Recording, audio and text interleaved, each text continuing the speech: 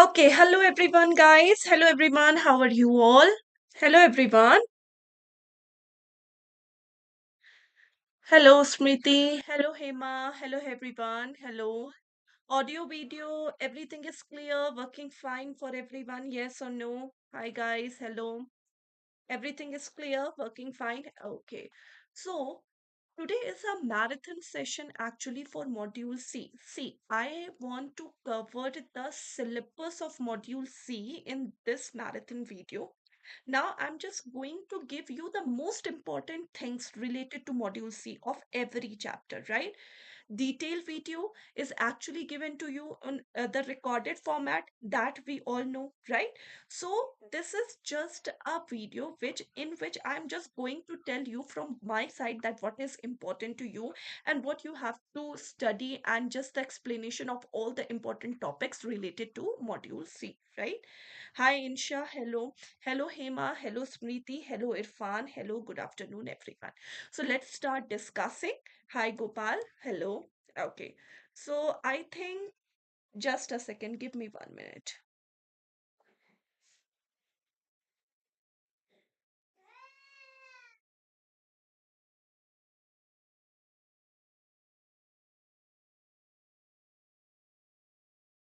Okay, so let's start discussing. Yes or no, everyone?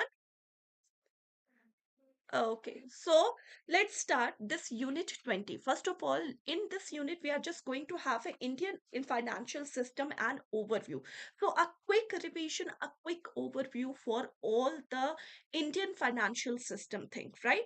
So let's start discussing. First of all, there is a phases of the development of the financial system. So what are the phases for the development of the financial system? So we have four phases of the development of financial system. You have to learn these phases. Important date is very important. So pre-independence is up to 1947. Post-independence is from 1947 to 1991. Post-liberalization is from 1991 to 2012. And post-global financial crisis is actually from 2010 to present, right? So these are the four independence phase. Okay, so four phases of the financial system development. Now let's talk about the very first phase. What are the important things that happened in the first phase, means before 1947? So the very first thing is Bank of Hindustan establishment. See, it was the very first bank in India which was established in 1770. Okay, headquarter is in Kolkata. Next, if we talk about this bank, this bank was actually a European bank which was established in India. The name was Bank of Hindustan. It was set up by Alexander and Maser Company, right?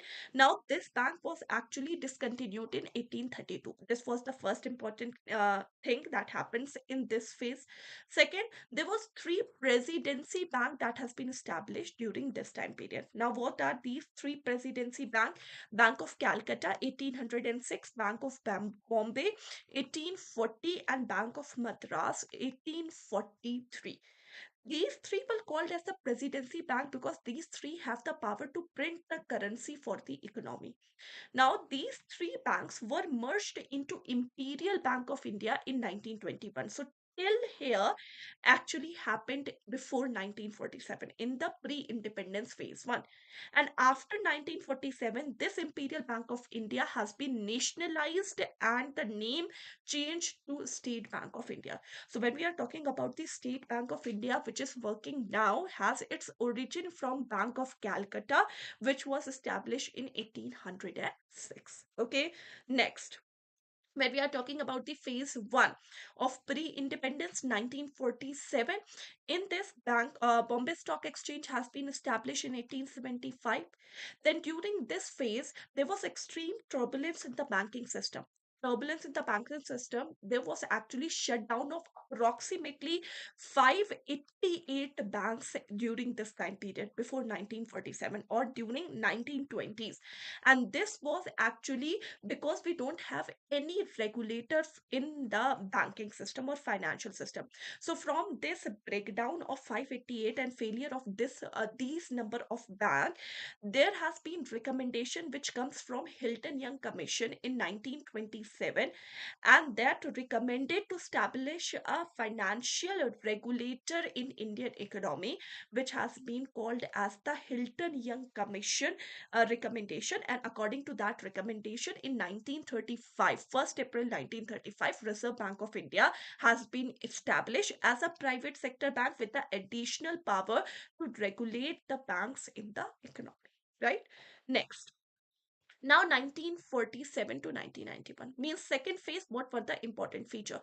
This phase begins with the nationalization of RBI and SBI. See, these two were the private banks, okay? But then Government of India took the control of the State Bank of India as well as the Reserve Bank of India. So Reserve Bank of India nationalized in 1948, started working as a public sector bank from 1st January 1949. Now SBI has been nationalized in 1955. Now, in this particular time period, 245 private insurance companies were nationalized and LIC, Life Insurance Corporation of India, has been formed. Then, here, two phases of nationalization has been done by Indira Gandhi's government. 1969, there was nationalization of 14 banks, and Indira Gandhi announces that whoever the bank or whichever the bank has the total deposit of more than 50 crore, their banks has been taken over by the government of India. So 1969, 14 banks were actually converted from private to public sector bank. Okay, this was the first phase of nationalization, which was done by Indira Gandhi's government.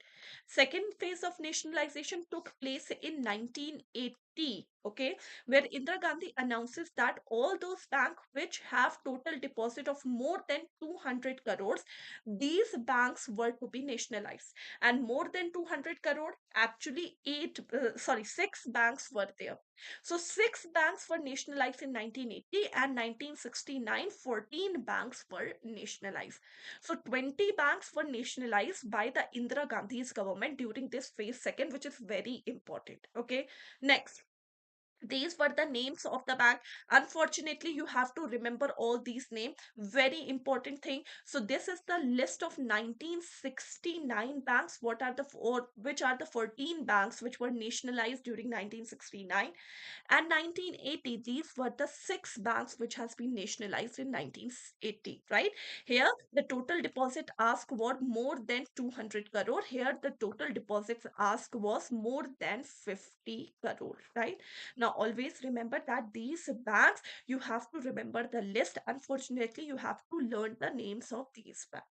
Next, phase second, 1947 to 1991. Here again, very important, regional rural bank has been established. So the first regional rural bank, the name was the Pratham Gramin Bank, established on 2nd October 1975, and it was established by the recommendation of Narasimha Committee. So Narasimha Committee recommended the establishment of regional rural bank during this phase. Different financial system, development of financial system also established, or there was different development financial institution that has been established during this phase. And IFCI, Industrial Finance Corporation of India, it was also established in 1948. Right now, major steps has been taken after RRB and Development Financial Institution. There was Nabard, also National Bank for Agriculture and Rural Development, and Exim Bank, Export and Import Bank of India. These two banks were also established in phase second of this financial system development phase.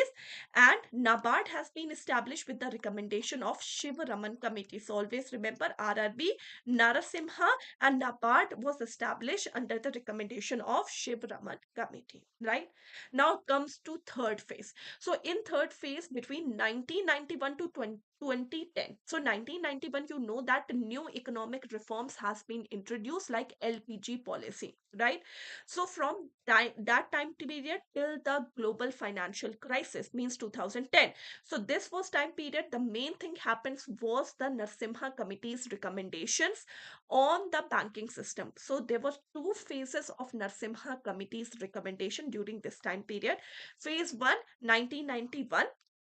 Phase 2, 1998. Okay, so these were the committee's recommendation, very important. So in phase 1, Narasimha Committee recommended to lower SLR and CRR, okay, to achieve a 8% capital adequacy norm, plus to have competition in the new private sector bank, means to include private sector banks in the banking system of economy. Phase second recommendation, like they want to focus on the strengthening of the bank, narrow banking system, or review of the banking laws. Narrow banking system means in the second phase, Nasimha committee just recommended that you have to focus as a bank, you have to focus to only those functions or to only those areas where the risks are very low. So you have to do narrow banking, means you have to take very less risk and you have to play safe. You have to just if you are sure that okay, this area will give you profit, just only invest in that area. Okay, don't try to take risk. This was the recommendation in the Narasimha committee, phase second of 1998. Okay, now, phase 4, it was the global financial crisis, GFC, from 2010 to present. Now, the global financial crisis, it was originated in United States mortgage market. Okay, so global financial crisis, you know that it was the very worst financial crisis after the Great Depression of USA, and it was again started from United States, and there was different reason behind that why the global financial crisis has been started, because bank started risky lending, KYC was not done, means the proper documentation was not done, fraud and negligence was there in the banking system, due to which the all the United States bank first goes in the recession and crisis, then these spread through the contagion effect to all over part or all the part of the world, right? Now, in this phase, India, especially in India, different financial inclusion methods has been adopted to strengthen the banking system, because we also have the impact of global financial crisis, and that's why we want to recover from that. And for that, different government schemes has been introduced during fifth phase, like Pradhan Mantri Jan Dhan Yojana, like Jan Dhan Aadhaar mobile number.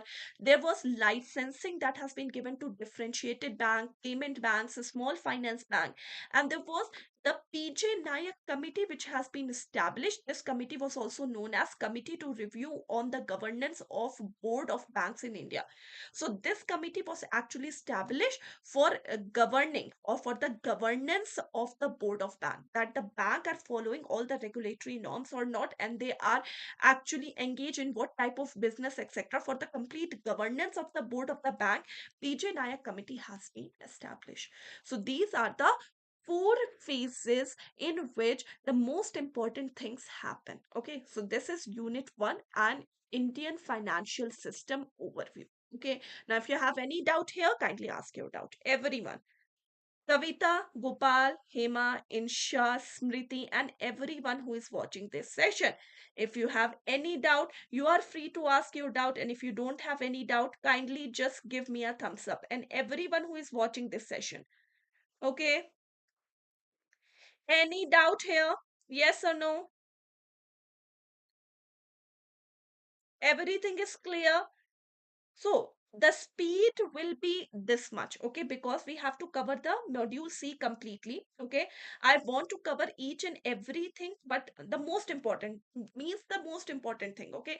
So I want to just speed up this session, okay, so that you will get all the idea. Then you have obviously the recorded video so that you can just see it properly, okay.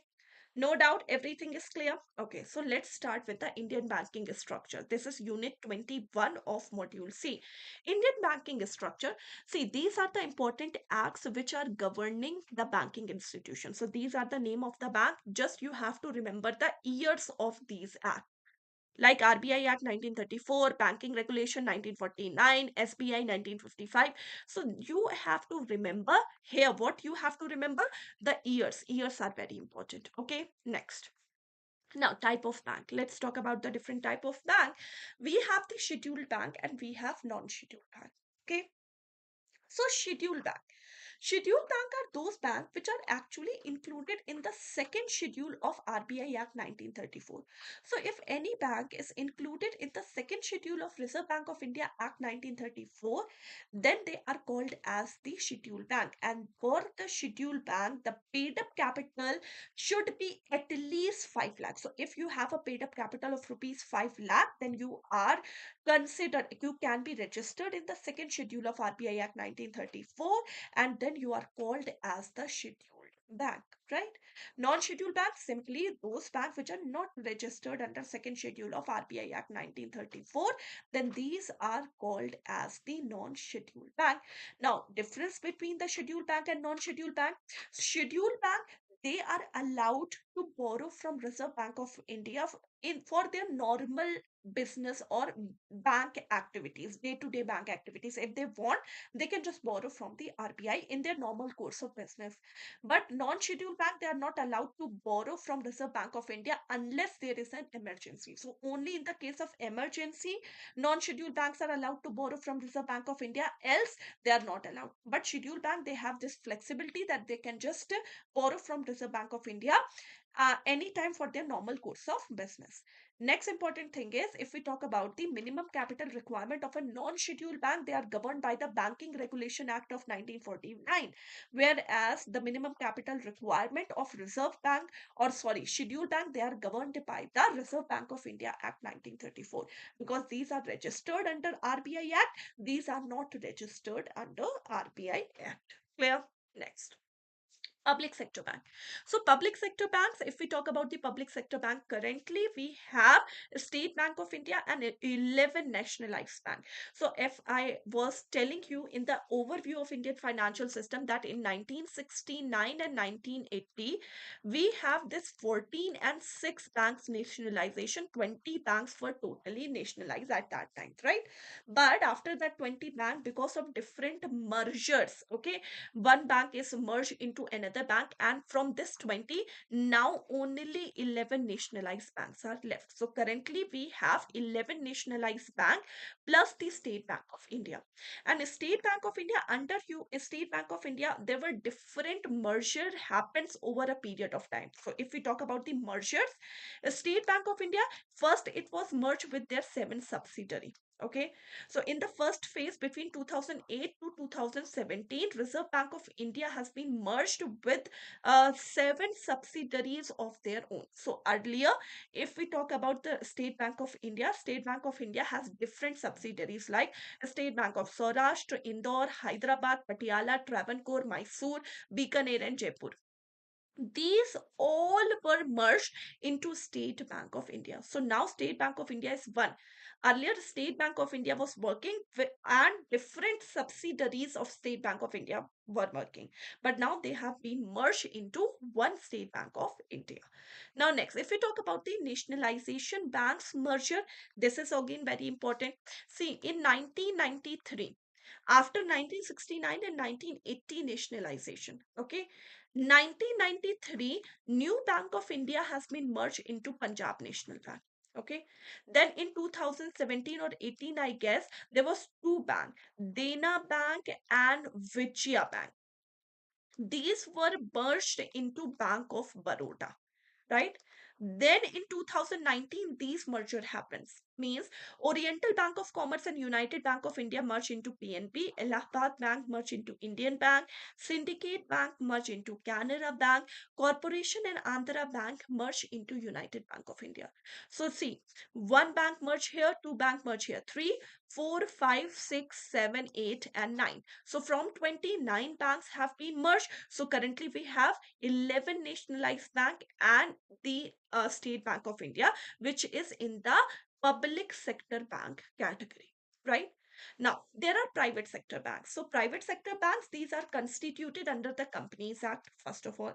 Now, private sector banks, there are two type of private sector bank, old and new. Old means that exist even before the nationalization. Okay, and new private sector bank, that was done after this 1969 and 1980 nationalization phase. Okay, so old and the new private sector bank. And what is the minimum capital required for you all to settle a private sector bank? So if you want to open a private sector bank, you can allow it if you have 500 crores in your pocket. Okay, so 500 crore is the minimum capital requirement for setting up a private sector bank. Okay, next, scheduled commercial bank. Now, when we are talking about the scheduled commercial bank, so scheduled bank means second schedule of RBI Act 1934. They have their name registered. Okay. Now, there are some universal banks in the private sector bank. Now, what are universal bank? Universal banks means which are not specialized in a particular area. These are those banks which are not specialized in particular remittance facility or check facility. No, these are the banks which give every possible service to the customer, like HDFC and SBI, which are working now. They are universal bank because they are not specialized in one particular thing, right? Now, when we are talking about the guidelines for setting up a universal bank, initial paid up capital should be 500 crore. They have to maintain 500 crore at all time. They should be listed in the stock exchange within the period of 6 years from the starting of this business. So when they start their business, from the starting of their business, within 6 years, they have to make their shares listed in the registered stock exchange. And they should open at least 25% of their branches in the unbanked rural areas. So if you are following all these, right, then you are allowed to set up a universal bank, right? And universal bank always works under a private sector bank category, right? Now, if universal banks are setting up in a private sector bank category, then these are all the requirements. Now, next talk about the foreign banks. Okay, just a second.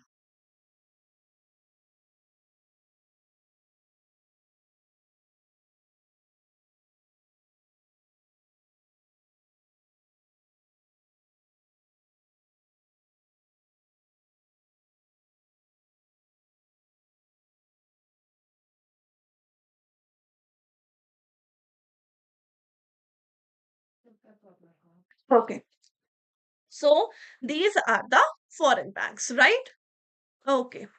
Next is the local area bank. Next, when we are talking about the local area banks. Now, what are the local area bank? Am I audible to everyone? Audio is clear. Okay, so when we are talking about the local area banks are those banks which are actually help in mobilizing the capital from local areas to urban areas. Means when they are mobilizing the rural savings, okay, when they are giving banking services, especially to the people who are living in the rural areas, then they are considered as the local area bank. And local area bank, these are non-scheduled bank. Local area bank are considered as non-scheduled bank, right?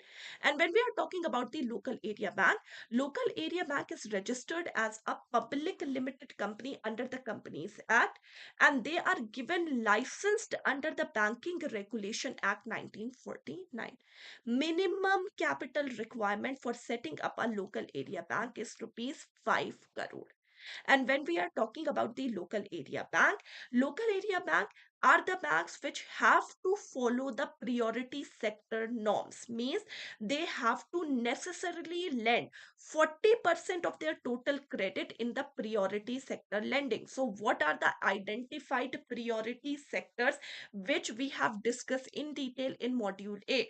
So 40% of the total credit of a local area bank should be given into the priority sector. So these are the important points for a local area bank. Okay.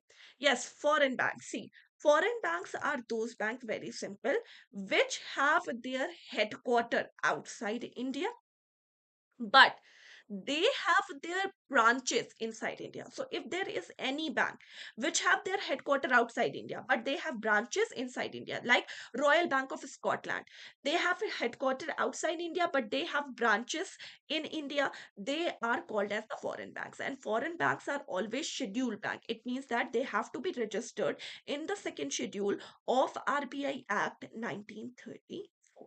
Clear? Okay. Now, so these are the scheduled commercial bank categories, universal bank, then there is a foreign bank, then we have talked about the local area banks. And what are the local area banks? Name of the local area bank, you can just search online that what are the different local area banks which are running right now, because they are non-scheduled banks. So you can just search the name online. Okay. Next, when we are talking about the regional rural banks, right? What are the regional rural banks? So first of all, the very first regional rural bank established on 2nd October 1975, name was the Prathan Gramin Bank, and it was actually established with the recommendation of Narsimha Committee. When we are talking about the regional rural bank, the authorized share capital of a regional rural bank is rupees 2000 crore. When any regional rural bank is to be established, the contribution is coming from 50% contribution is coming from central government, 35% contribution is coming from sponsor bank, and 15% contribution is coming from the state in which they are going to establish. So 15, 35, 50, this is the ratio of the contribution for setting up a regional rural bank. Objective, obviously, to give credit facilities in the rural areas, to bridge the gap between rural and urban areas, to give the banking services especially to the unbanked rural areas, right? Help them in the employment generation. These are the all objective behind setting up a regional rural banks, right? Next is the differentiated bank. Now, what are differentiated banks? See, universal banks are those banks which are giving every possible banking services to their customer, that are known as universal bank. But differentiated bank are those banks which actually serve particular segment, which actually serves what? Which actually serves a particular segment. Means they just identify a particular demographic segment, and they are just giving financial services especially to that identified demographic segment. Then these are called as the differentiated bank. Now, when we are talking about the differentiated bank, Reserve Bank of India has formed a very famous committee, Nehikate Moore Committee, on establishment of this differentiated bank. So when we are talking about this Moore Committee, this committee has actually recommended the settlement of the payments bank, or setting up of a payment bank, and the small finance bank. So small finance bank, if we talk about the payment banks, and if we talk about the differentiated bank, these are all recommended by Dr. Nehikate Moore Committee, and the committee's name was Comprehensive Financial Services for Small Business and Low Income Household. Right now, if we are talking about payment banks, what are the payment banks? So payment banks, first of all, they are the differentiated bank. Differentiated, why they are called as a differentiated bank? Because they are especially providing payment services or remitting services to their customer. They are specialized in that. So they are not called as a universal bank, they are called as a differentiated bank. They operate in a smaller scale. They need to have a minimum paid up capital of rupees 100 crore. So if we talk about the minimum initial contribution of a promoter bank, say they should have 100 crore minimum paid up capital, in which 40% of the equity capital for the first 5 years of the commencement of the business should be the contribution of the promoters of the payment bank. So whoever are the promoters of the payment bank, they should contribute at least 40% of this minimum paid up capital requirement in the initial 5 years of the commencing of the business of the payment bank. So these are the payment bank important things. Payment bank, they are specialized in giving remittance and payment services to the bank. But the important thing is they are allowed to accept the demand deposit also. But the limit is 2 lakh per customer. So payment bank can give you the saving account and current account facility, but the maximum deposit that can be accepted from a customer is rupees 2 lakh. Now they are permitted to issue the debit card. Okay, they are not allowed to issue the credit card. They are permitted to handle third party product. like the insurance and mutual fund, means they are allowed to give insurance and mutual fund. If we talk about the payment bank, they cannot lend, they cannot provide you the loan facilities. Okay, they are not giving you the credit facilities, they are giving you the remittance facilities, right? They cannot accept term deposit or deposit from NRI. So these are all the payment banks. Gopal, there is no particular differentiation table for all the banks. You have to just learn there is two to three banks. There is two to three banks. You just have to learn the minimum capital requirement. Okay. There is no particular table. Okay. Now, second is the small finance bank. So, what are the small finance bank? If we talk about the small finance bank, these are those banks which supplies credit to the small business unit, micro and small enterprises, small and marginal farmers at a very low cost. So small finance bank are especially for financing and giving credit facilities to small business, marginal farmers, MSEs or unorganized sector. And the minimum paid up capital required for setting up a small finance bank is initially fixed at 200 crore, but now it has been increased to 200 crore. So now the capital which is required for setting up a small finance bank is 200 crore. Initially it was 100 crore. Small finance bank and payment bank and differentiated bank, these all are under the recommendation of Nehikate More committee. Clear? Okay, now cooperative bank. Cooperative bank, these are actually registered under the Cooperative Credit Societies Act of 1904. Now, what are the cooperative banks? They are owned and operated by their own members. So, members are the owner as well as members are the customers of this cooperative bank. So, cooperative bank, these are those financial institutions which are owned and operated by their own members and which are typically the local residents or small business. So, whoever are the local resident, whoever are the small business, they are owned and operated by their own members, and these are called as the cooperative bank, right? When we are talking about these banks helps in the or work under the principle of self-help, self responsibility, democracy, equality, equity, and solidarity. So, what are the principles of working of a cooperative bank? The question can be asked from this particular slide. So, they work. First of all, they have such groups which have similar background. Either they are the local resident or they are the small businesses. They are owned and operated by their own members. They are registered under the cooperative credit societies, right? Then they functions on the principle of solidarity, equity, equality, democracy, responsibility, and self-help. Now, what are the different type of cooperative banks? So we have a rural cooperative banks also and urban cooperative banks also. Clear? Next is the neobank. Now, neobanks are those banks which are not regulated by RBI, first of all. Okay. Muthoot Finance, small finance bank. You can say Muthoot Finance. Muthoot Finance, basically, it is, yes, it is a small finance bank or it is an NBFC, non-banking financial company. Moreover, it is an NBFC. Okay. When we are talking about the neobanks are those banks which are operated only in a digital format. First of all, neobanks are those banks which don't have any physical branches. They are operated only in a digital format. Plus, they are not regulated by RBI. They are giving every banking services to their customer in the online mode or only. That are known as neobank. Then we have the digital banks or digital rupee. Now, what are the digital rupee? Important, these you have to see this. Digital rupee, we have the central bank digital currency CBDC, which was announced in Union Budget 2022-2023. And it is the digital representation of the nation's legal currency. So we have the nation's legal currency. The digital representation of the nation legal currency is the digital rupee.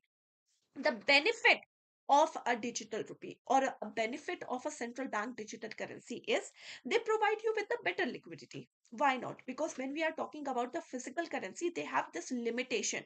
Okay, they have this limitation. You have to go there for paying in the physical money. right? But when we are talking about CBDC, you can just pay, okay? You can just pay. The scalability of the payment is increased while using this central bank digital currency, and then they provide you a better liquidity and quicker settlement, right? So these are digital rupees, okay? So this is the unit second of module C. Now, if you have any doubt in the whole module, you can ask your doubt, everyone. Guys, if you have any doubt till now, please feel free to ask your doubt. Everyone. Any doubt?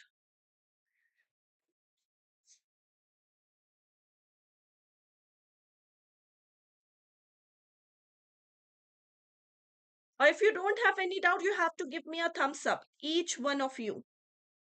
If you don't have any doubt, you have to give me a thumbs up. Every one of you guys. Acha, please don't waste time just because I want to have a thumbs up from each and everyone. And then only I am moving forward. And then only I am moving forward, everyone.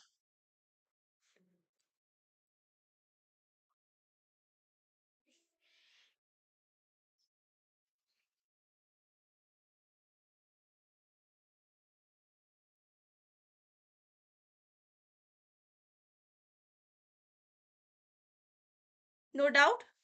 So, see, now you have many things more to understand in these topics, okay?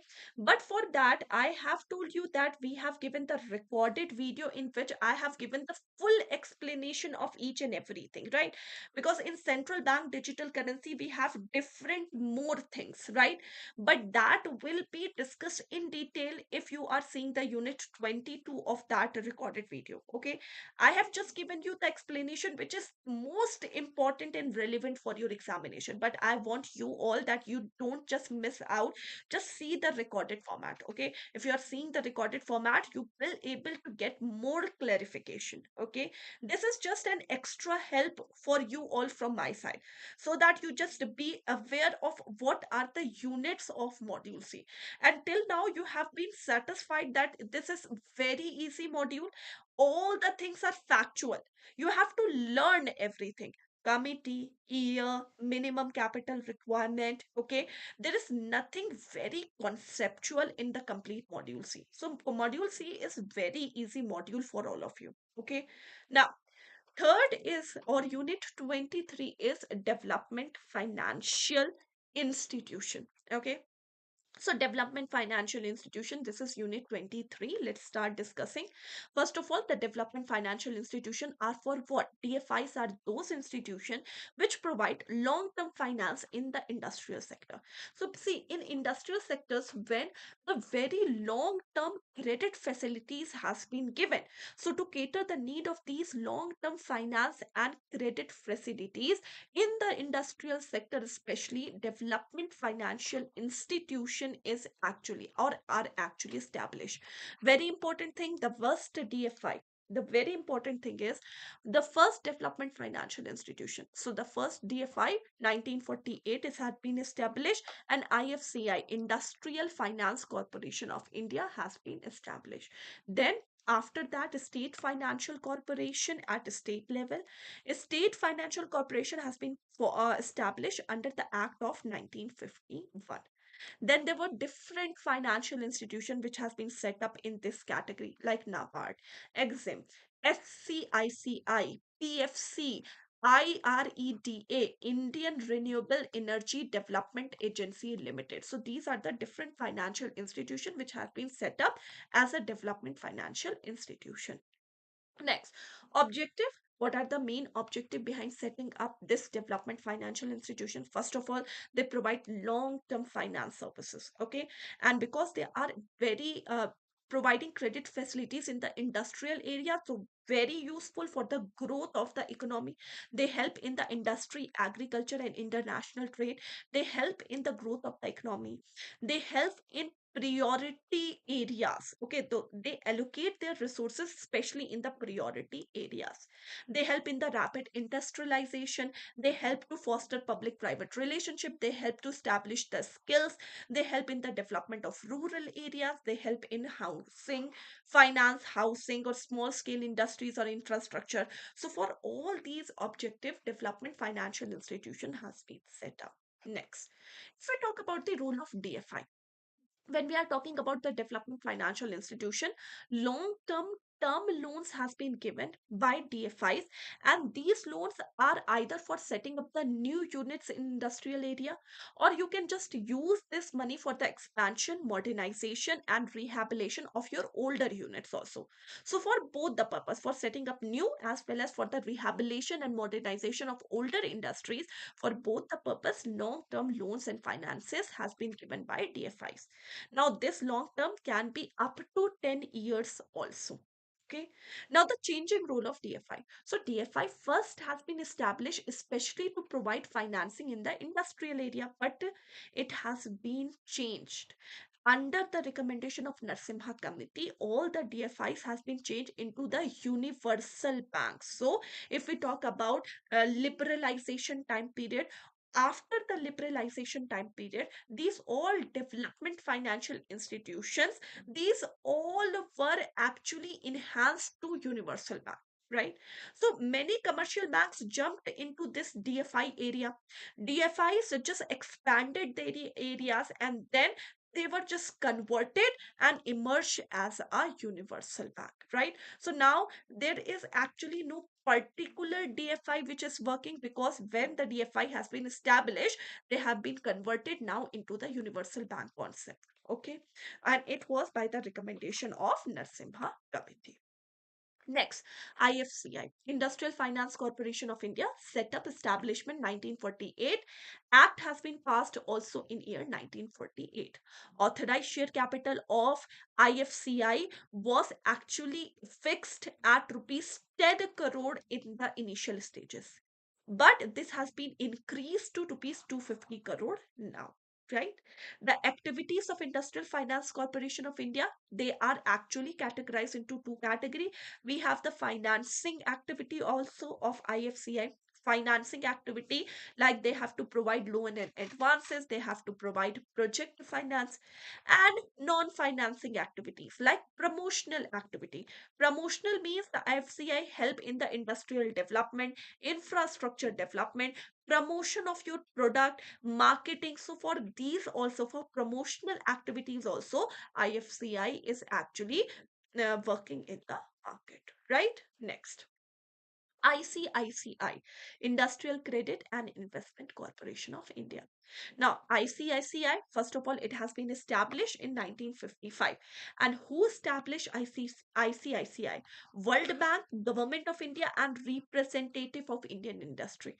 So these three together establish the ICICI in year 1955. And the main objective behind setting this particular development financial institution was to provide long-term financing in the business growth. So for Indian business, the long to medium term loan has been given by Industrial Credit and Investment Corporation of India.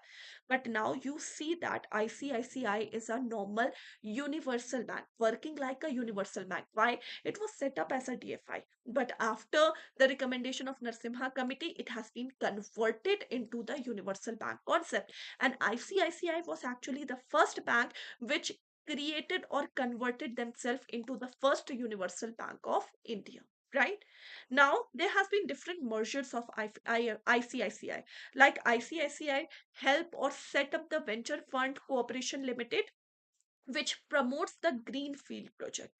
ICICI also promotes HDFC, Housing Development Finance Corporation, and this is actually to provide housing facility for the middle and lower income category. So they are actually giving loan for the construction of houses if you belong to middle or lower income category. So ICICI is assisting venture funds and they are financing the greenfield project also. Then they are helping the HDFCs also for providing the residentials loan or constructions loan to the people who belong to lower or middle income category.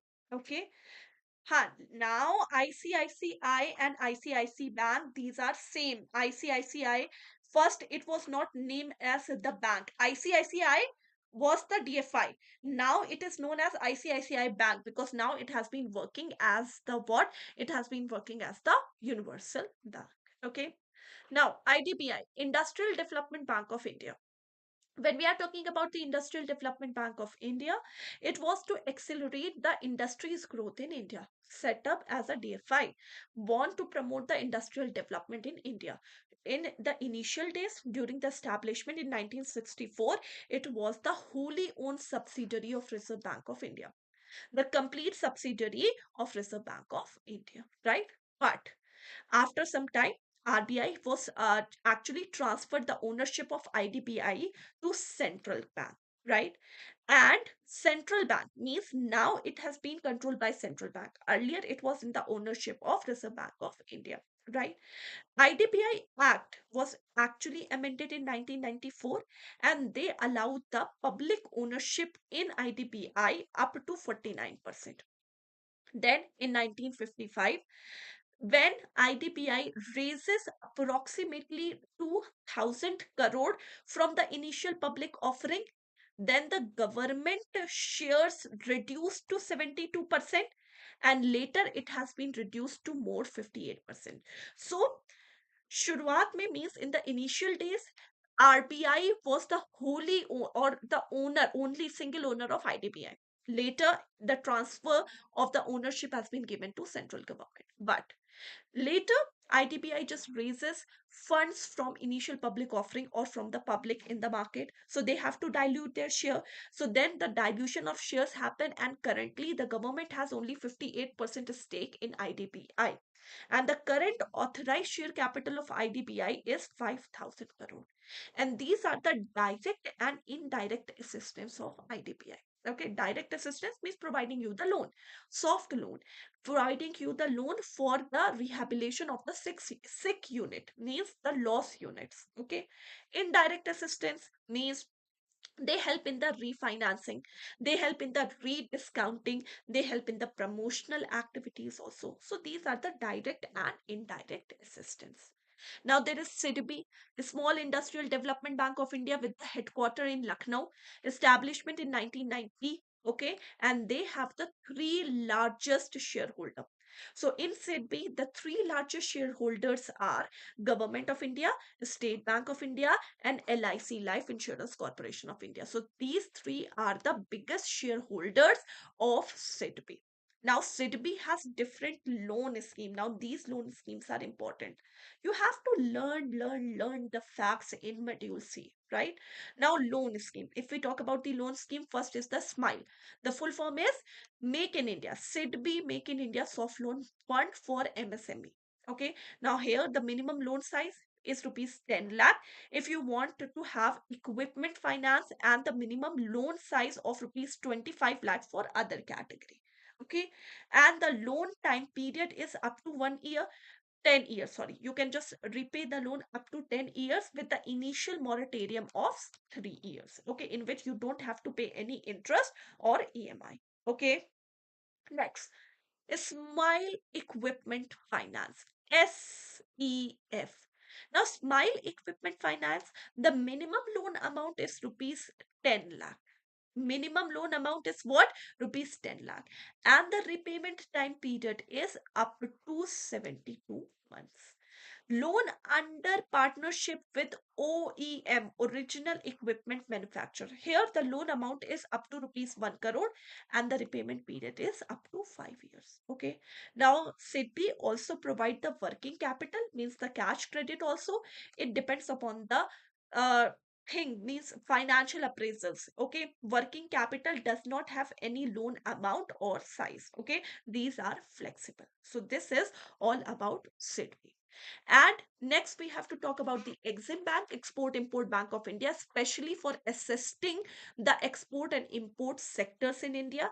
Established in 1982, Act passed in 1981. And again, it is wholly owned by the Government of India. Help in the financing, facilitating, and promoting foreign trades in India. Next, in the National Housing Bank. Now, who recommended the National Housing Bank? Very important. Dr. C. Rangarajan.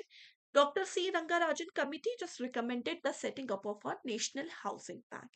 And when we are talking about the National Housing Bank, establishment was done in 1988. Okay, Reserve Bank of India contribute the entire paid up capital of National Housing Bank when initially National Housing Bank has been established. Okay, but in year 2019, RBI just sell its some share in this bank, and now it is fully owned by the Government of India. So National Housing Bank, initially RBI was the owner, but now Government of India is the owner. Okay, done. So this is the complete unit 23, in which we have discussed about different banks. Right? Everyone done? Is IDBI private bank? Ajay, if you are seeing that IDBI has a government stake of 58%, means the government shareholding is more than 50%, more than 51%, then obviously it is a government, it is a public bank. It is not a private bank. It is a public bank. Okay. Any doubt in this whole chapter? If you have any doubt, please ask. Okay. Everyone, or just please give me a thumbs up. Everyone, if you don't have any doubt, you have to give me a thumbs up here. See, public and private bank, this is the basic difference. If any bank has the holding of the shares of less than or equal to 51%, if any bank has the government holding of less than or equal to 51%, then it is a private bank. More than 51%, then it is a public bank. Okay, done?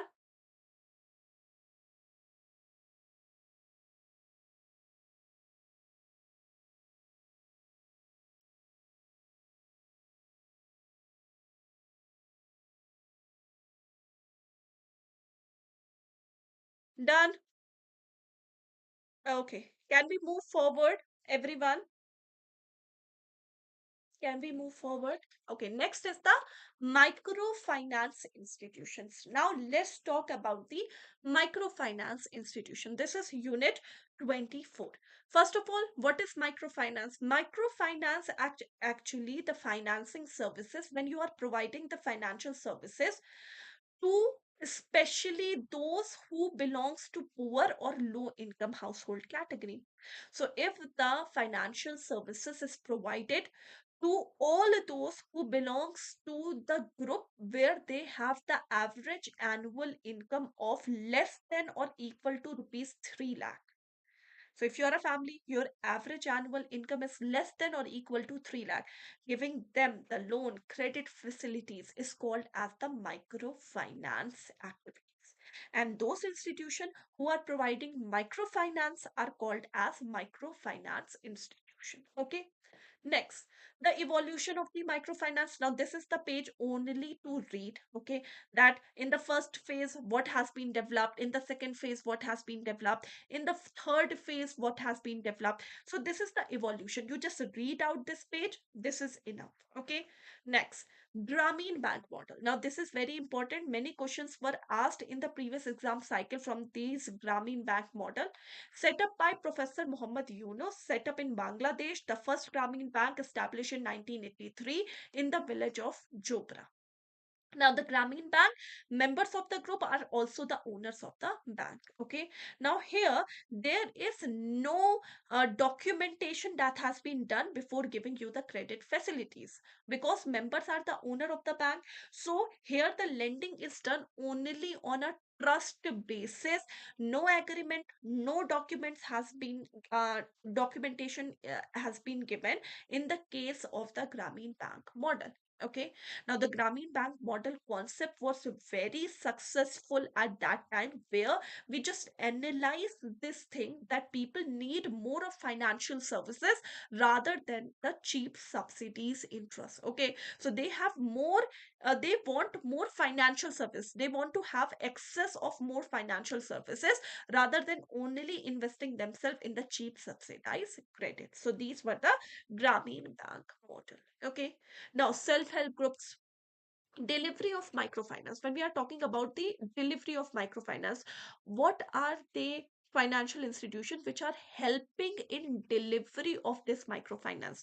So self-help groups, you know that self-help groups are the small informal group of 10 to 20 people who are from the same background. They have the same economic and social background. They form a group, and all the members in the self-help group are preferred to be below the poverty line. But in some exceptions, if they are allowed that the members are above the poverty line, they should be just marginally above the poverty line.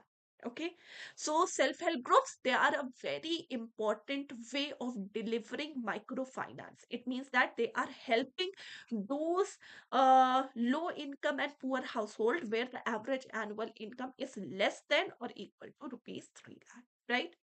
Next is the microfinance institution. So obviously for delivery of the microfinance, self-help groups are there, microfinance institutions are there. Now, microfinance institutions who are providing the credit facilities to especially poor in the rural areas or the urban areas, okay, who just try to raise their income level.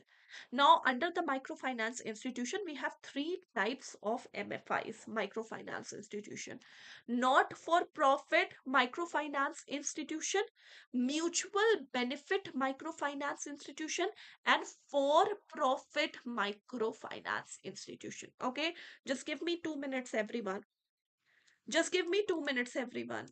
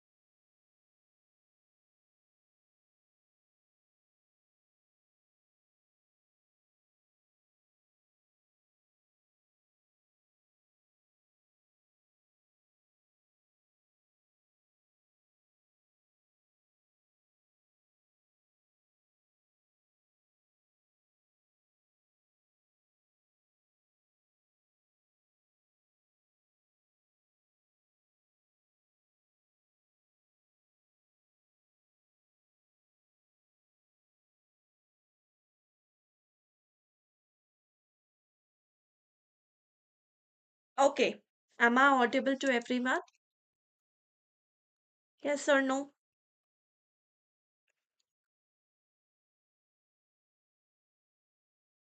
Audible? Okay, so I was telling about that there are three types of microfinance institution: not for profit microfinance institution, mutual benefit MFI, and for profit MFI. Out of all these three, this is the most important thing for all of you. Okay. Not not for profit, these are registered under the Societies Registration Act of 1860. Mutual benefit MFI, these are actually registered under the Mutually Aided Cooperative Societies Act. Okay. For profit MFI, these are regulated by RBI. So out of the microfinance institution, which is the only category of MFI who are regulated by Reserve Bank of India, so they are regulated. For profit MFI, which is also called as NBFC MFI, they are regulated by the Reserve Bank of India. Okay. Next, the self-help group bank linkage program. This is important because you know that self-help group helps in the delivery of microfinance. So there are three model in the self-help group bank linkage program. Model 1, it is known as Nabard Bank Self-Help Group. Now, under this model, self-help groups are formed directly and financed by the bank. Self-help groups, they are formed and they are directly financed by the bank. There is no NGO intervention, non-governmental organization. There is no intervention of NGO here. In model second, there is Nabard Bank Self-Help Group with NGO as a facilitating agency. It means that under this model, NGO, non-governmental organization, promote the self-help group and link them with the banks. The self-help groups, these are actually promoted, and NGO just link these self-help groups with the banks. Okay, but the bank are providing financing directly to the self-help group. Okay, so self-help group are formed by NGO, but they are directly financed by the bank. Okay, but in the model third, here NGO act as a financial intermediary. It means that NGO, first the bank is giving credits to NGO, and the NGO is giving credit to self-help group thereafter. So in this model, self-help group receive directly from the bank, no NGO intervention. Here, self-help group are formed and promoted by the NGO and connected to the bank, but bank are providing them finance directly. Here, NGO are forming self-help group connecting into the bank, and bank first provide credit to NGO, and then NGO provide credit to self-help.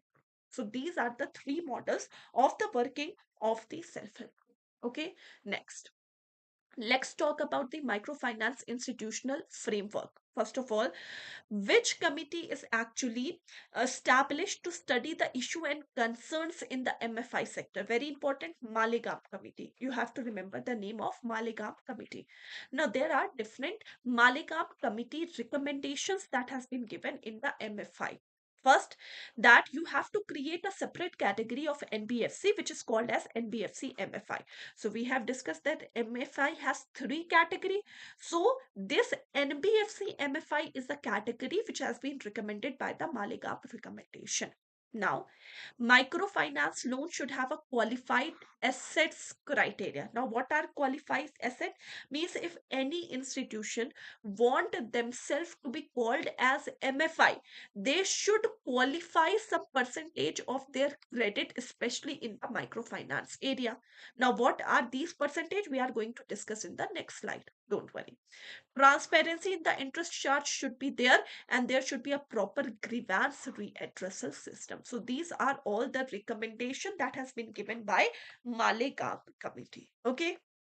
Now, if we talk about this NBFC MFI, non-banking financial company, microfinancial institution, NBMFI category, we will be discussing in detail in this unit 25. That what are the qualifying asset for NBFC MFI? Okay, then other NBFCs should work how, right? So this we are going to discuss in unit 25. In unit 24, if you have any doubt, kindly ask your doubt. In the complete unit 24, please, if you have any doubt, please ask everyone.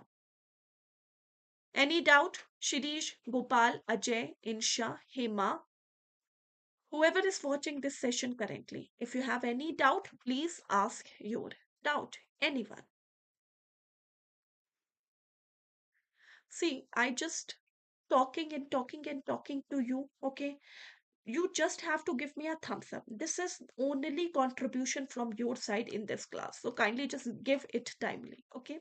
No doubt everything is clear. Insha, Shirish, Hema, Ajay, everyone, good. Now let's talk about the NBFC, non-banking financial company, important chapter, right? NBFC, MFI, normal NBFCs, categories, important. Okay, now let's start discussing first of all what is an NBFC. First of all, a basic definition of NBFC and how it is different from a normal bank. Non banking financial companies are those financial companies which work exactly same like bank, with the difference that bank is allowed to accept deposit from the public, which NBFCs are not allowed. Means you can open saving current account in the normal bank, but you are not allowed to open current and saving account in the NBFC. So this is the difference between NBFC and a normal bank. Okay, else their functions are almost same. NBFC, non-banking financial company, are allowed to accept other deposits from the public, but not the demand deposit. Other deposit means they can accept deposit under different government scheme. They can accept that, but they cannot accept demand deposit like current and saving account. These are not the categories of NBFC. And Section 45 1A of RBI Act says that a NBFC, non-banking financial company, can work as a non-banking financial institution if they have satisfied these two conditions. The condition is, first, they should obtain a certificate of registration from RBI, and second, they should have a net owned fund of minimum of rupees 2 crore. So if they are following these two things, then a non-banking financial company can carry out the business of non-banking financial institution. Okay. Next, if we talk about the key points of NBFC, see, first of all, they are registered under what? They are registered under Companies Act of 1956 and 2013, regulated by Reserve Bank of India, RBI Act 1934. Different type of services offered: loan, credit, saving, investment, retirement planning, money market, underwriting, merger activities, all the services which the normal bank is also giving to you. Cannot accept demand deposit, main thing. Cannot form a part of payment and settlement system, very important. And they don't have a deposit insurance facility, because see, they are not accepting demand deposit from the public. They can accept other deposit, and whatever the deposit they are accepting under different government scheme, they are not insured. Okay, so there is no deposit insurance in the non-banking financial company. If you have lost the deposit, you have lost the deposit. There is no insurance that is provided on the behalf of NBFC to you, right? Next, evolution of NBFC. So this is the stage you just have to read out, that in first stage what has been established, okay, then which committee has been set up, then what happens. Okay, so this was very simple. Very important thing is FDIs are allowed in the NBFC sector through automatic route. So if non-banking financial company want to have any FDI, this is allowed completely, and it is through the automatic route, not through the government route. Okay, now, this page is very important. Very important, this page. Now, some NBFCs are regulated by RBI, some are not regulated by RBI.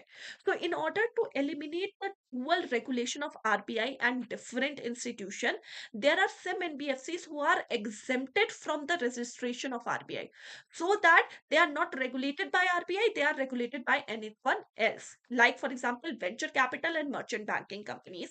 These are those NBFCs which are regulated by SEBI. Insurance companies are regulated by IRDAI. Nidhi companies regulated by Ministry of Corporate Affairs. Chit fund companies regulated by respective state government. Housing finance companies regulated by National Housing Bank. Stock exchange and mutual benefits, these are regulated by SEBI. So these are those categories of non-banking financial companies which are not regulated by Reserve Bank of India, but with anyone else, right? Next, classification of non-banking financial companies. So three classifications are there: liability-based classification, activity-based classification, and size-based classification. Okay, so non-banking financial companies, they are classified on the basis of liability, they are classified on the basis of activities, they are classified on the basis of size. Let's talk about the liabilities. Okay, so liability based classification, when we are talking about the liability based classification of NBFCs, there are two NBFCs: NBFC deposit taking and NBFC non-deposit taking. NBFC D, NBFC ND. Category A is NBFC D. Category B is NBFC ND. And when the non-banking financial companies are accepting deposit, these deposits are not a demand deposit. Just be very clear. Okay, these are accepting deposit under different scheme. Then the maximum time period for which a NBFCD can accept deposit from a public is 60 months.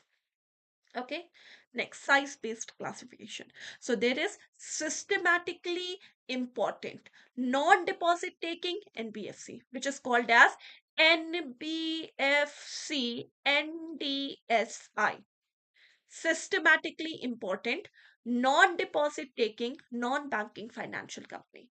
These are those which have the asset size of rupees 500 crores and above. So two category: if you have asset size of 500 crores and above, you are NBFC NDSI, and if you have less than this, then you are a normal NBFC. Okay, next, activity based classification. So these are the activity based classification based on your activity, like asset finance company, loan company, investment company, infrastructure finance company, NBFC MFI, NBFC's factors, mortgage guarantee company. So these are the activity based classification. Let's discuss some of the important activity based classification. Okay, first of all, when we are talking about deposit taking NBFCs, deposit taking NBFCs means category A. Minimum time period for which they are allowed to take deposit is 12 month. Maximum time period is 60 month, right? They cannot offer interest rate higher than the prescribed ceiling rate, which is set by Reserve Bank of India, which is presently 12.5%. They cannot offer gift and incentives and additional benefit to the depositor. Deposits are not insured, that you all know, and the repayment of deposit is not guaranteed by Reserve Bank of India. So these are the features of deposit taking NBFC. Now, activity based classification. So first there is a core investment company, CIC NDSI. So this is the non-banking financial company where the assets means, if you are this, it means that your total investments of 90% or above, means whatever the total assets you have as an NBFC, 90% and above should be invested in the form of equity, preference, in the form of equity, preference, debt or loan in any of the group companies. Okay, so if your main business is actually the acquisition of shares and securities, your main business of operation, your 90% or more assets should be invested in the equity, share, preference, debt, loans, etc., then you are considered as the core investments companies. Okay, now, your asset size is 100 crore and above, and you are allowed to accept the public funds. Okay. Next, infrastructure finance company. Now, what is infrastructure finance company? Where at least 75% or more of your total asset should be in the infrastructure loan, means you have given more than 75% of your total credit, especially in the field of infrastructure loan, then you are infrastructure finance company. You should have a minimum net owned fund of rupees 300 crore, minimum credit rating of A, and capital weighted asset ratio of 15%. CRAR is what is your capital invested with respect to what is your risk percentage. Means if you have invested 100 crore rupees, what is the risk you have taken? So the capital to risk ratio is called as the capital to risk weighted asset ratio. It should have be 15%, minimum credit rating of A, and net owned fund of 300 crore, and should have 75% or more in the infrastructure loan, given in the infrastructure loan. Then you are the infrastructure finance company.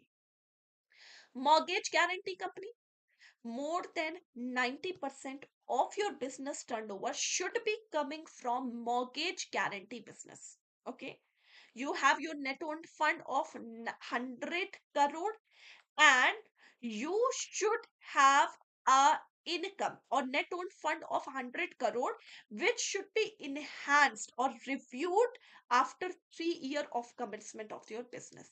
So that is the mortgage guarantee business. Okay, so these percentage, whatever I have taken mark now, these highlighted portion, these are the very important portion, these are the numbers which you have to learn. Okay, now very important is NBFC MFI. Okay, non-banking financial company, microfinance institution. First thing is NBFC MFI is a non-deposit taking. So it is a category A. It is a sorry, category B, non-deposit taking NBFC. Then they have to follow these conditions.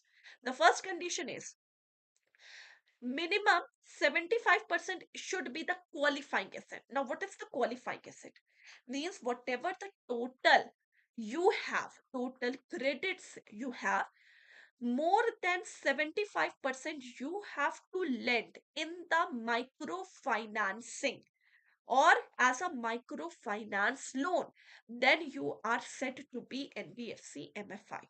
Now, so there are NBFC who are called to be as NBFC MFI and the others. Okay. Now, this means more than 75% should be invested in the microfinance loan, right? And for this, means for the other category, there is a provision that you cannot lend more than 25% of your total credits in the microfinance loan. So for the other NBFCs, there is a particular condition that you are not allowed to lend more than 25% of your total credit as a microfinance loan. Whereas if you are NBFC MFI, then you are, there is a condition that you have to lend more than 75% of your total credit as a microfinance loan. Okay. And you should have an asset size of 500 crore. And so this is NBFC MFI. Okay. Non-banking financial company, microfinance institution. Any doubt? Till here, if you have any doubt, kindly ask everyone. Everyone, if you have any doubt, you are free to ask your doubt. Everyone. Unit 25. Non-banking financial companies. Any doubt? Everyone.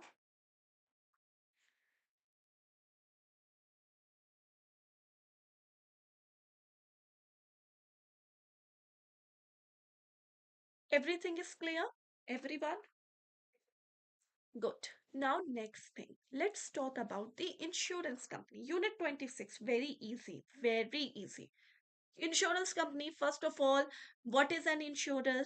We have two parties, insurer and insured. Okay, so insurer is promising the insured person that if you suffered any loss by any third party, your loss will be compensated by the insurer. That is known as contract of insurance, and all contract of insurance except the contract of life insurance are the contract of indemnity, if you all remember. Okay, now if we talk about who regulate the insurance sector, IRDAI, Insurance Regulatory and Development Authority of India. And if you want to establish a life insurance company, the minimum capital requirement is 100 crore. Okay, next, from where the modern insurance companies has been started in India. So this is just for reading out. Okay, Oriental Life Insurance first started, then these companies started, then in 1914 life insurance companies in India has been established. So this is just for reading out, nothing to explain here. Next, privatization and FDIs in the insurance sector important. Okay, so see, when we are talking about the insurance industry, private players are allowed in the insurance industry in the year 2000. Before 2000, it was the government dominated area. But in 2000, privatization has been done in the insurance industry, and government also permit FDI at the initial stage of only 26%. Later, it has been increased to 49%, and now it has been increased to 74%. And even now in 2025 budget, it has been increased to 100%. So there are stages. Initially 26% FDI allowed, then 49 allowed, then 74% FDI is allowed in the insurance sector. And as per the latest update, 100% FDIs are allowed in the insurance sector. Whereas if you are an insurance intermediary, 100% FDIs are allowed. Okay, next. Insurance penetration and density, very important. Numerical question. Expect a numerical question from this, penetration and density. Now, insurance penetration formula is insurance premium to GDP. So when we divide insurance premium to GDP, then it is known as insurance penetration. And it actually is to see how much people has accepted this insurance in their normal daily life. So, what is the acceptance of the insurance? How the insurance is actually accepted by the people in their normal daily life? This is actually calculated by insurance penetration. And when we calculate how to calculate this penetration, it is actually just dividing insurance premium to GDP. Okay, next. There are, sorry, now insurance density. This is the insurance premium. Now let's talk about the insurance density. So insurance density is what? When we calculate insurance premium to population, then it is called as insurance density. See, density says that how much on an average an individual living in India is spending in insurance. And then it is called as the insurance density, and it is calculated by insurance premium to population. And when we are talking about the insurance penetration, it is saying that how much insurance premium, sorry, how much insurance is actually accepted by the people of the country. And it is calculated by dividing insurance premium to GDP. Okay, so this is penetration and density. Very important. Expect numerical questions from here. Okay, number of insurance company. This is given just for you to give you the idea. There is one public sector life insurance company, 23 private sector life insurance company. Total 24. General 6 public sector, 21 private sector, total 27. Health, no public sector, 6 private. Okay, reinsurer, there is one reinsurer and 10 private sector, total 11. 6. So if we talk about the total, public sector insurance companies are 8, total private sector insurance companies are 60, and in all the total insurance companies are 68. So this is the current numbers of the insurance companies operating in India. Now, what are the acts which are responsible for regulating the insurance? Insurance Act 1938, IRDA Act 1999. Then we have LIC Act 1956, General Insurance Business Act 1972. Years are important. You have to learn the years here. Next, what is reinsurance? Reinsurance means insurance of the insured. Or you can say the when we are doing when insurance companies are taking their insurance, insurer are taking insurance, then it is called as a reinsurance. See, sometime there is some circumstances in which the insurance companies thinks that in this particular situation I have to compensate the loss. Okay, this is a very risky insurance. So to avoid this risk, that insurance companies do what? They just go to a reinsurer, and they just get the insurance of their risky portion. Okay, and when they are getting the insurance of their risky portion, in which the insurer compensate the insurance company, if they have to, if insurance company have to give the compensation to the insured person, then this process is called as the reinsurers. Means there is a insured person, okay, there is a insurer, means your insurer company, and there is a reinsurer. It means, see, insured, they are taking insurance from the insurer. Now, insurer sees that, okay, in this I have to give compensation. Okay. So for the risky portion, this company get themselves insured by the reinsurer. So reinsurer has to give compensation to this company if this company has to give compensation to the insured person. So the process is called as the reinsurance. The process is called as the reinsurance. Okay. Now there is an e-insurance account, which means that when you are holding all your insurance document in a electronic format, then it is called as e-insurance. When you are holding the complete e-insurance or the complete insurance documentations in the electronic format, then it is called as the e-insurance. Clear? So this is the complete insurance. Now, if you have any doubt in this unit, kindly ask. Everyone, if you have any doubt. Everyone, you guys, any doubt in this complete thing?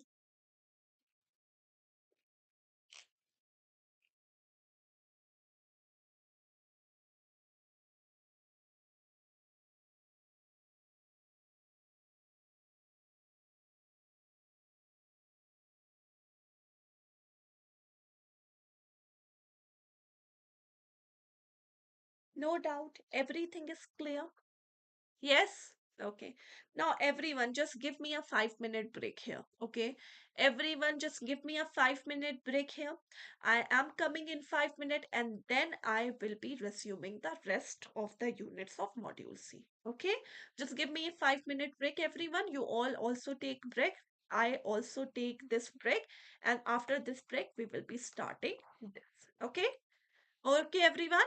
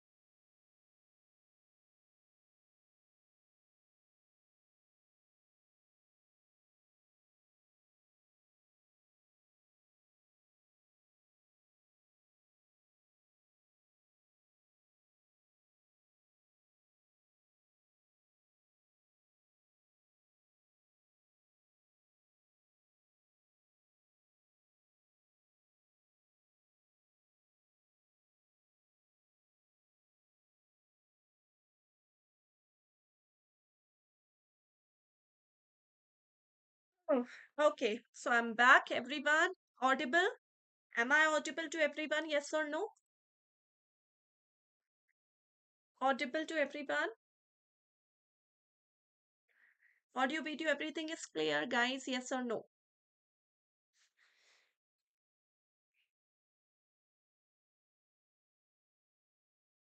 Yes, okay. So let's start this unit 27.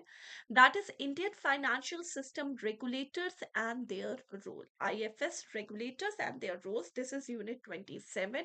IEIFS module C. Okay. So let's start discussing this. First of all, the regulators, Reserve Bank of India, common thing. I'm just quickly giving you the revision. Sorry, establishment 1st April 1935. There was the book which was named as The Problem of the Rupee, Its Origin and Its Solution, written by Dr. B.R. Ambedkar. The concept of RBI was actually reflected in this book. It was actually in 1926 that Royal Commission has recommended the establishment of Reserve Bank of India. Okay. Next, if we talk about the Reserve Bank of India, initially the head office was in Kolkata. Later, it has been shifted and moved to Mumbai in 1937. Nationalization, Reserve Bank of India has been nationalized in 1949. Okay, there is a governor and four deputy governors which are appointed by the government. Okay, now the board of the Reserve Bank of India includes the governor, four deputy governor, 10 directors of various field, two government officials and four others, one from each local. Okay, so this is the hierarchy of the central board. At the top level, you will see governor, deputy governor, executive, principal, chief general manager, general manager, deputy general manager, assistant general manager, manager, assistant manager, and supporting staff. So this is the hierarchy of working of the central board of directors. Okay. Now roles and functions of what? Roles and functions of the Reserve Bank of India. Very easy. Monetary authority, you know that, responsible for formulating monetary policy, help in issue the currency, bankers to the government, banker to bank, regulator of the complete financial system, help in the financial stability, help in managing foreign exchange. Payment and settlement systems are supervised by or Reserve Bank of India, and they have the development roles also. Okay, next, SEBI. Securities and Exchange Board of India, established in 1988, got a legal status when SEBI Act 1992 has been formed. SEBI, Securities and Exchange Board of India, is headed by a chairperson with three full-time members and four part-time members. So there are three full-time members and four part-time members. Now, if we talk about the part-time members, these are deputed or these are actually appointed by the government and Reserve Bank of India. The full-time members are supported by the executive director and other officials. So this is Securities and Exchange Board of India. You know that as a SEBI is a regulator of capital markets. So we are just discussing different type of regulator. RBI, regulator of banking industry. Capital market regulator is SEBI. Next, functions of SEBI. These are the different function. Very simple, just read it out. It protect the investor interest, securities market regulator, mutual fund regulator, prohibits insider trading, help in the merger and acquisition, regulator of credit rating agencies, very important, regulator of mutual fund, regulator of capital market, regulator of credit rating agencies, regulating the foreign portfolio investments. These are all the functions of SEBI. Okay, next. IRDAI, Insurance Regulatory and Development Authority of India. Okay, so IRDAI Act has been passed in 1999. Okay, according to that, it started business or commencing its operation in year 2000, right? Then in the insurance sector, different development measures has been recommended by the committee. The name of the committee was RN Malhotra Committee. And IRDAI, you know that these are the regulator of the insurance sector. Okay, IRDAI is headed by a full-time chairperson. Then there is a board which have five whole-time members and four part-time members, right? Now, what are the entities which are regulated by IRDAI, Insurance Regulatory and Development Authority of India? E-governance in SEBI. E-governance, you will see, you will have the full video. You just see that I am just giving you the idea of this. Plus, if we talk about the e-governance, that is a part of capital market, i.e. IFS, module D. In module D, we have discussed this, and there will be one extra class also in which I am going to discuss some more things. Okay, so don't worry. This is it for module C. Okay, now, let's talk about what are the entities that are regulated by IRDAI. So, what are the entities? First of all, the life insurance companies, both public and private. These are regulated by IRDAI. General insurance companies, a reinsurance company, agency channel, and intermediaries. These are all the entities which are regulated by IRDAI. Okay. Now, next, what are the functions? So, see, these are the functions.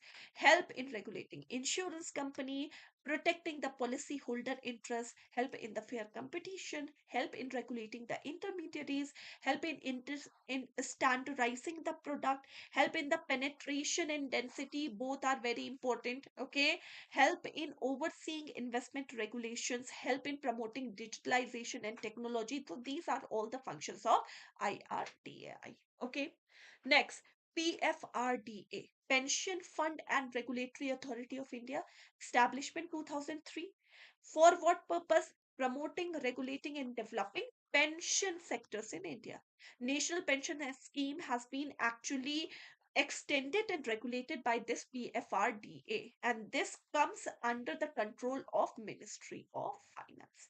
So these are the basic things that you have to learn. Okay, now the functions of the PFRDA: regulating pension fund, help in protecting the subscriber interest, help in developing the pension market, help in standardizing the product, regulating the intermediaries, financial literacy, regulating and implementing the national pension scheme, help in encouraging technology and digitalization in this particular field. That is pension fund and regulatory authority of India. Right. So we have discussed RBI, we have discussed SEBI, we have discussed the IRDAI, we have discussed EFRDA, right? So these are the important regulators of the financial system. Any doubt here? Any doubt here? Yes or no? Everyone, if you have any doubt, please ask. Everyone.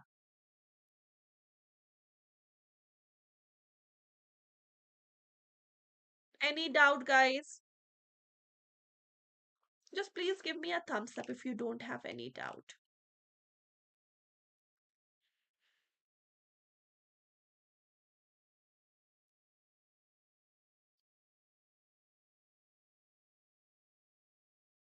Oh, good. Now, next chapter, okay, is the reforms and developments in the banking sector. So now let's talk about some of the reforms and development in the banking sector, in which first thing is the infrastructure financing. So you know that infrastructure financing, what are the features of the infrastructure financing? First, it requires large investment. Second, it actually have the economies of scale. If we talk about the infrastructure financing, they have the economies of scale. Now, what is this economies of scale? Economies of scale means the benefits are reaped by different. Okay, so these have cost advantages.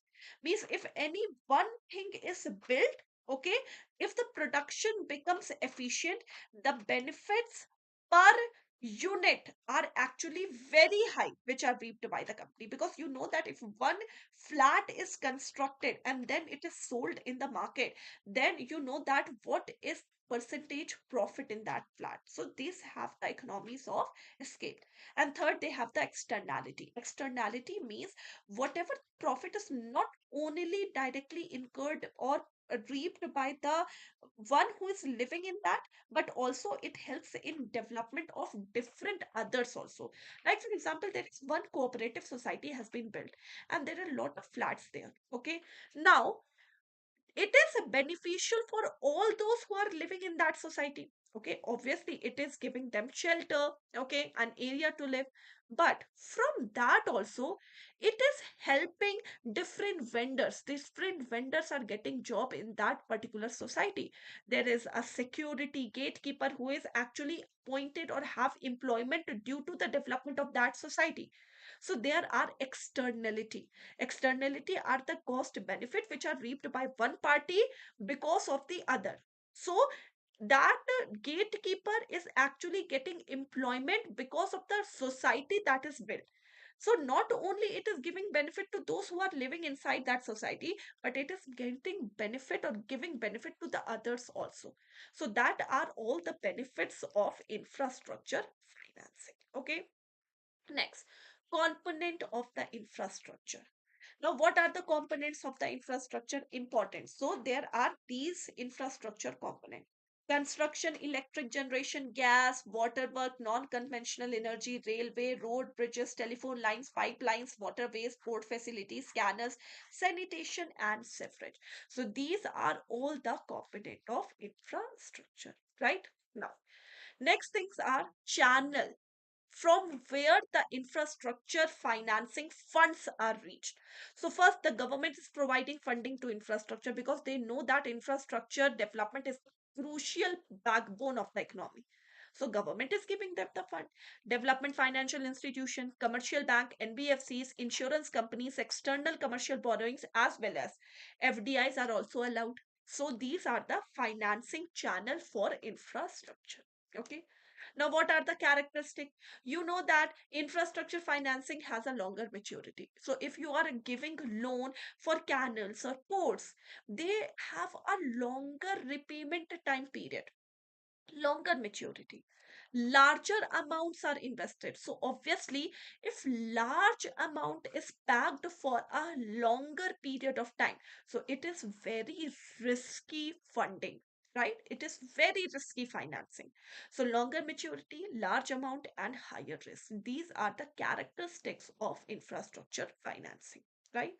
Now, development financial institution, I have given you the detail.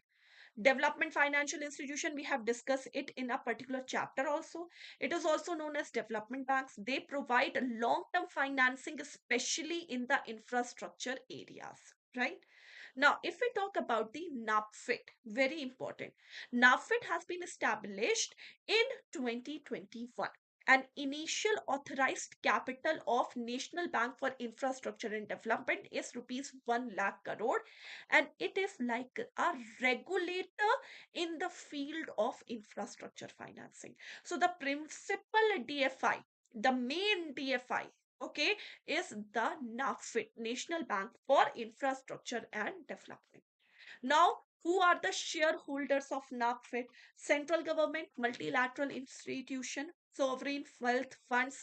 There are pension fund, insurers, financial institution, bank, and other institution which are allowed by central government. These are the shareholders of NAFID. Okay. Now, initially, the central government actually owns 100% in this NAFID, but now the shareholdings of the government is 26% and rest are diluted among all these. Okay. Next, NAFED has a board of director, and Shri KV Kamath is actually the first chairperson of NAFED. And the government provides a grant of rupees 5,000 crore for the establishment of NAFED. Okay. Next.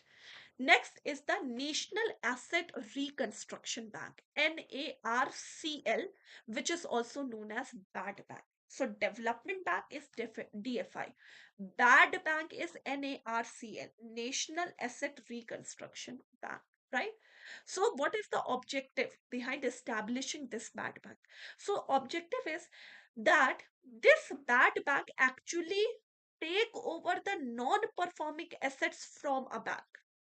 So if the bank has any loan which is not recovered, okay, so when the institution is taking over this NPA from the bank, so that the normal bank focus on their main functioning, while this particular bad bank which is taking over the NPA now try to recover non-performing assets, then these banks are called as NARCL, National Asset Reconstruction Bank, which is also known as the bad bank. So this is when the bank is transferring NPA, non-performing assets, to the bank which for the recovery. Then that particular bank which is actually working for the recovery of the NPA is called as the what is called as the bad bank. Okay. Now, the concept of bad bank is to have two types of company within them: National Asset Reconstruction Company and India Debt Resolution Company Limited. So for debt resolution, there is India Debt Resolution Company Limited, and for the recovery of NPA, there is National Asset Reconstruction Company. Okay, so NARCL, in NARCL, public sector banks have 51% of the equity capital holding in it. Whereas in the Debt Resolution Company Limited, public sector bank hold 49% of the capital and rest are from the private banks. Okay, so this is NARCL. Okay, now there are different ease version. Now ease is what? Ease is enhanced access service experience. Okay, so enhance, or sorry, excellence in enhanced service. Just a second, I just missed out the full form. Enhanced customer service experience. Just a second, what is the full form of ease? Sorry, just a second, give me 1 minute, I just tell you the difference.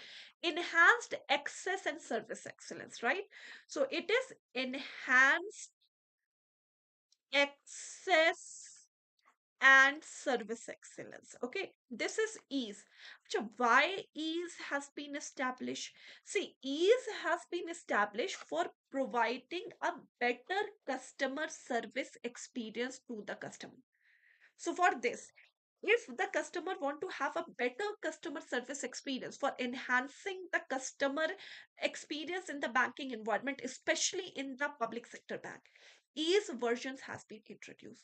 So ease version has been introduced in 2018, 19, 20, 21, and 22. 1.2, it focus on customer responsiveness, digitalization, financial inclusion, MSME support. Two, it focuses on grievance readdressal, tech-enabled banking. Three, focuses on smart lending, enhanced customer experience. Four, focuses on digitalization or ease banking reform index. And fifth, focuses on small and medium enterprises lending, regulatory collaborations. So these are the different ease version. Clear? So this is the it for this chapter. Now, if you have any doubt, kindly ask. Any doubt? Okay, now the last thing, just listen. Now, this is the unit 22, which is banking laws. And very important, expect around the 3 to 4 questions from this particular chapter. Unit 22, banking laws, Reserve Bank of India Act 1934 and Banking Regulation Act 1949. Now, this is just for your reading. This chapter, there is nothing to explain in this chapter. So we have RBI's chapter, then we have sections, then we have schedules, then we have sections, anything. So all the sections, schedules, and the modules, these are actually present in this chapter, right? So this chapter, unit 21, is just for your reading. So when you get the video, go to this unit 21. Instead of just seeing the video, you just do it by yourself. Just read out the PDF and learn the PDF completely for unit 21. It is enough, because all you have to do is to learn which section is related to which section. Now in that video, when you will get the video, I have actually given you the most important sections that you have to focus. Okay, so you have to focus more on that section which I have mentioned in that video, and less on others, but you have to learn. Okay, so this is the complete module C, complete full module C, which I have given you the most important points which you all have to remember. Okay, now you will all have the recorded video as well, so that you can just have a good idea of this module C. Okay, now if you have any doubt in the whole chapter, you want to ask anything, anything, just please tell me. Most important module in it. The most asked questions are from module D. Okay. So module D, you will get a lot of questions.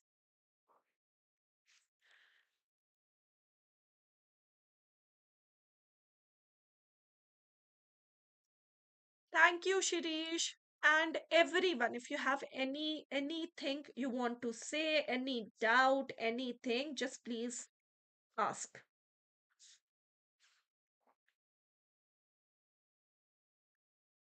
Clear?